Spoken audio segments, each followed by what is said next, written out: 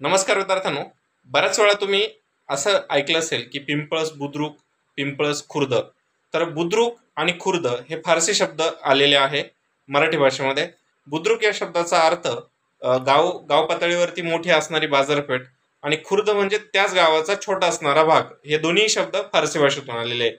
आणि कधी कधी तुम्ही असाही शब्द ऐकला असेल, कसबा आणि मौजे. आता कसबा आणि मौजे हे दोन्ही शब्द अरेबिक भाषेतून आलेले आहे. तर मौजे म्हणजे मोठं विस्तार झालेला गावाचाच भाग आणि कसबा हा बाजारपेठेचा भाग असतो. तर असे हे चार शब्द आपल्याला नेहमी कन्फ्युजन करत असतात. तर निश्चितच हे जे आपण खुर्द, बुद्रुक, मौजे, कसबा याबाबतची जी काही योग्य माहिती भेटलेली आहे ती आपल्या बाकीच्या मित्रांसोबतही शेअर करा आणि योग्य ती माहिती जाणून घेण्यासाठी आपला अड्डा 24/7चा चॅनल सबस्क्राईब करायला विसरू नका.